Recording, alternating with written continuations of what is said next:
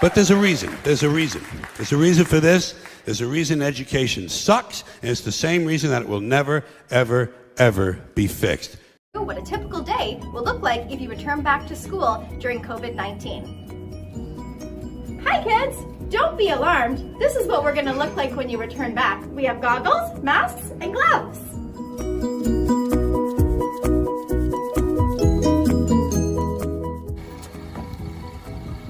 Thanks for staying in your car. Hi Ben, how are you? Good. Make sure we stay 6 feet apart, okay? You ready? You're going to stay there and I'm going to go and open the door, okay?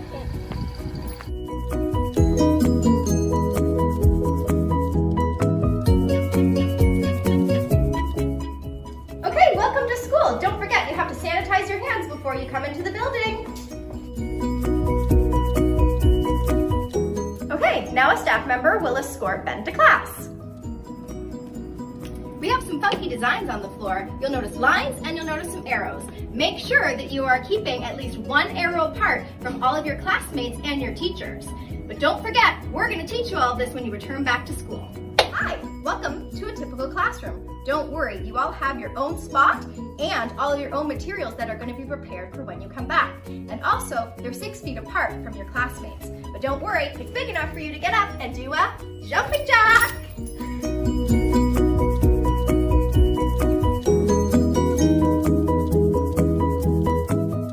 Some doors are going to have this sign on it. That's an absolute do not enter. Gym, library, NPR, cafeteria, all are closed. All of our play structures and our swings will have caution tape on it, so that's a no-go zone. That's our video to prepare you to come back. It's never going to get any better. Don't look for it. Be happy with what you got. Because the owners of this country don't want that. I'm talking about the real owners now. The real owners, the big wealthy business interests that control things and make all the important decisions. Forget the politicians. The politicians are put there to give you the idea that you have freedom of choice. You don't. You have no choice. You have owners. They own you. They own everything. They own all the important land. They own and control the corporations. They've long since bought and paid for the Senate, the Congress, the state houses, the city halls. They got the judges in their back pockets. And they own all the big media companies, so they control just about all of the news and information you get. The NTSB has confirmed these are the names of the pilots on board Flight 214 when it crashed. When you both heard Jim had been kidnapped while working for the Global Post in Syria, Michael and Katie, you must have been sick with worry to hear that news. Mm-hmm. Yes. Yes. Actually, I was fortunate enough. I actually had to work at the hospital that day on Thanksgiving, and I remember I was up that morning, and somehow I got a Skype alert, and so I opened my computer, and it was Jim. And he was just talking to me, and I told him Happy Thanksgiving. He's like, "It's Thanksgiving over there?" And I said, "Yes, it's Thanksgiving. I just want to know, we all love you." And then I went off to work, and obviously we know the rest of the story. But well, Jim was at an internet cafe, so you probably were one of the last, certainly the last person in our family to. I think I was. So I feel very honored and. It's really special that I was at least able to say that before he was taken. So. And Michael, this wasn't the first time your brother had been kidnapped. No, it wasn't, Katie. He was, I think, detained for something like 40 days in Libya.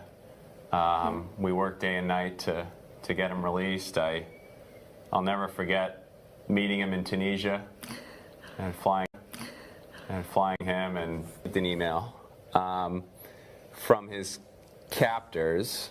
No, I was just going to say we have a large family, extended family. A couple little ones running around the house. There's a lot of distractions, but there's just been an outpouring of support. We family. Couple little ones running around the house. There's a lot of distractions, but there's just been an outpouring of.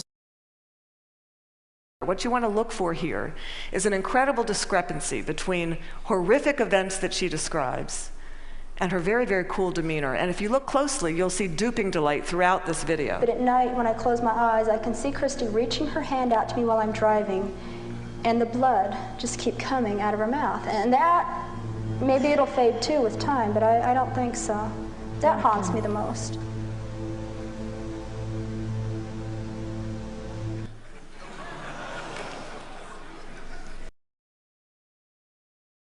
Behind me, so I ran out, but then I realised once I tried to run back in because I was worried, so I just shouted my mum, but I couldn't really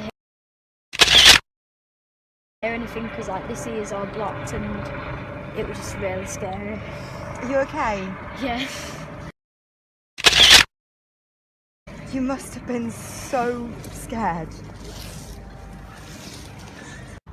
As I was going down the stairs, I heard a couple shots fired. Everyone was freaking out, saying that it was a gun.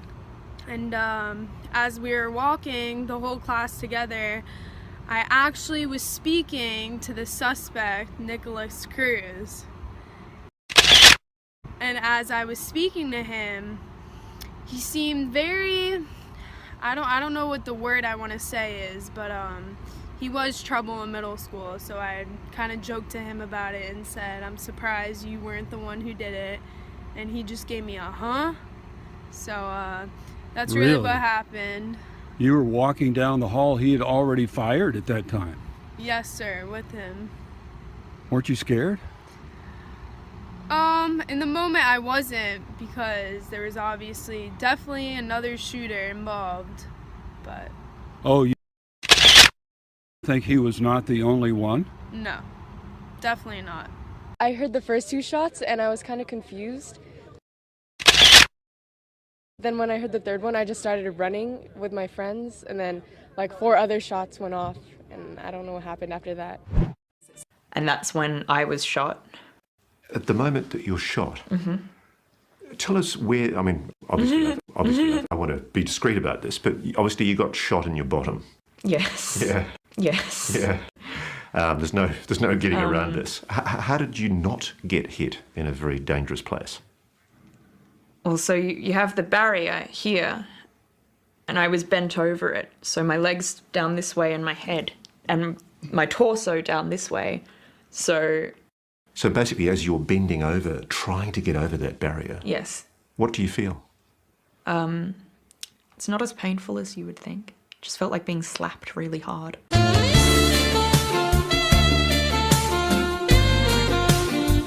Because I now know that the bullet went in sort of upper thigh and came out here, sort of on my hip.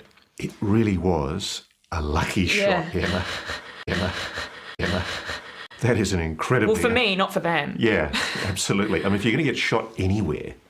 Yeah, no important arteries, no important organ, nothing. I'm incredibly lucky. The office chief medical examiner got here, actually the chief medical examiner, got here, took identification photographs. They're up all on the second floor, and I didn't get there today. My sensibilities may not be the average man. Good thing it's not being prosecution, because then I couldn't answer that. But all the ones that I know of at this point were caused by the long weapon. Question was, what caliber were these bullets? And I probably know more about firearms than most pathologists, but if I say it in court, they yell at me and don't make me answer, so... no, I don't. How young? Sorry, I don't. How young was it spread somewhat randomly? Both? It's very difficult. If I attempted to answer it in court, there'd be an objection and they'd win. How many boys and how many girls? I have no idea. Texas chief medical examiner, this is only the second press conference I've given. And that's why I don't use the age, because when my father asked my grandfather, he said, fine, but as long as you never call him Harold. It wasn't a tent, it was this magnificent thing.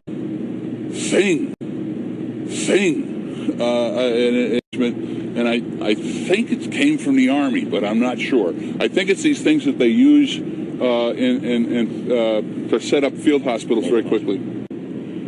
One of the highlights of my administration is that we make them as nondescript and unmarked as possible. That's to foil you guys. Own all the important land. They own and control the corporations. They've long since bought and paid for the Senate, the Congress, the state houses, the city halls. They got the judges in their back pockets, and they own all the big media companies, so they control just about all of the news and information you get to hear. They got you by the balls. They spend billions of dollars every year lobbying to get what they want. Well, we know what they want. They want more for themselves and less for everybody else. But I'll tell you what they don't want. They don't want a population of citizens capable of critical thinking. They don't want well-informed, well-educated people capable of critical thinking. They're not interested in that. That doesn't help them. That's against their interest. That's right.